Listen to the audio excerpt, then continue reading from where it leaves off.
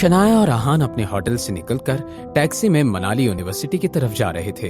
शनाया ये सोच रही थी कि आहान से मिलकर सब कैसे रिएक्ट करेंगे। आहान एक बैंक एम्प्लॉय था और शनाया को अब थोड़ी चिंता भी होने लगी थी। उधर आहान टैक्सी में खिड़की के बाहर देख रहा था। वो काफी एक्साइटेड था क्योंकि आज वो पहली बार शनाया के दोस्तों से मिलने वाला था। उधर कैंपस गेट के बाहर वो लड़कियां अभी भी बातें कर रही थी। अरे क्या वो ओवर स्मार्ट शनाया भी पार्टी में आने वाली है? मुझे नहीं लगता वो आएगी। पिछले 2 बार कहाँ से आई थी? वो इस बार आएगी। तुम्हें कैसे पता वो आने वाली है? परसों वो हॉस्पिटल आई थी, तब मिली थी मैं उससे। हॉस्पिटल? वो हॉस्पिटल क्यों आई थी? जिया ने उस दिन की सारी बात उन लड़कियों को बता दी। हालांकि उसने ये नहीं बताया कि उस औरत ने शनाया को थप्पड़ क्यों मारे थे।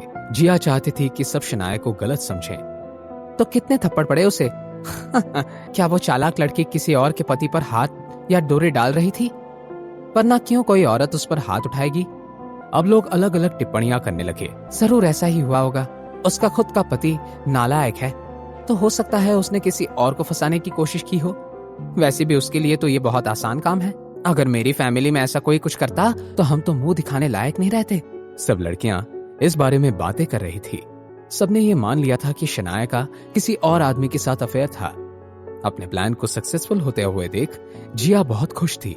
इस बार उसका पति भी आएगा। वो यहाँ किस मुंह से आ रहे हैं? कहीं ऐसा तो नहीं है कि में पार्टी है, वो लोग इसलिए आ रहे हैं? हो सकता है। उनकी तो इतनी औकात नहीं है कि वो कभी सूप भी अफोर्ड कर सकें। दोनों एक दूसरे के लिए ही बने हैं। एक चालाक लड़की और दूसरों के पति पर डोरे डालती है वो, और एक नालायक लड़का जो। इतने में वहाँ कुछ गाड़ियां आकर रुकी। सब में से उनके क्लासमेट्स उतर रहे थे।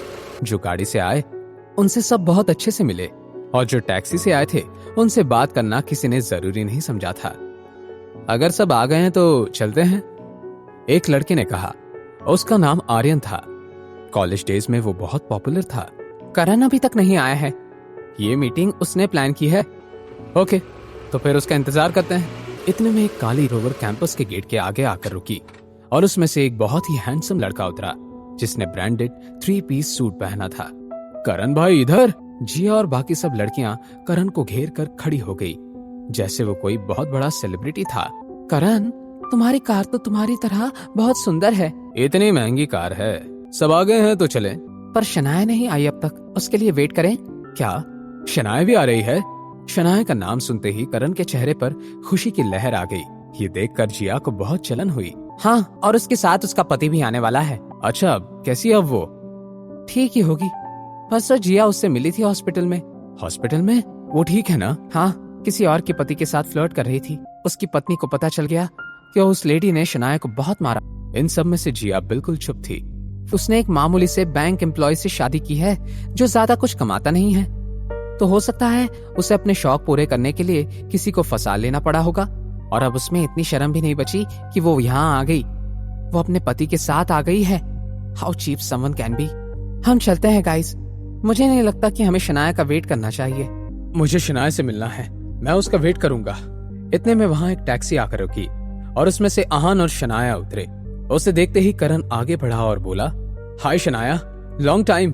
शनाया ने स्माइल करते हुए उसकी बात का जवाब दिया, या लॉन्ग टाइम। ये तुम्हारा पति है? हाँ, इसका नाम आहान है। शनाया ने दोनों को इंट्रोड्यूस करवाया। हेलो। आहान ने बहुत प्यार से अपने हाथ आगे बढ़ाते हुए कहा, पर करण का हाथ मिलाने का कोई प्लान नहीं था। उसने बस हेलो किया और उसके हाथ को इग्नोर कर दिया। ये देखकर शनाया को बहुत बुरा लग रहा था। फिर शनाया ने नोटिस किया कि जिया को छोड़कर बाकी सब उसे घूर रहे थे। शनाया थोड़ा सा अनकंफर्टेबल हो गई। अब सब आ गए, अब चलते हैं। मैंने प्राइवेट स्पेस बुक किया हुआ है। हाँ, चलते हैं।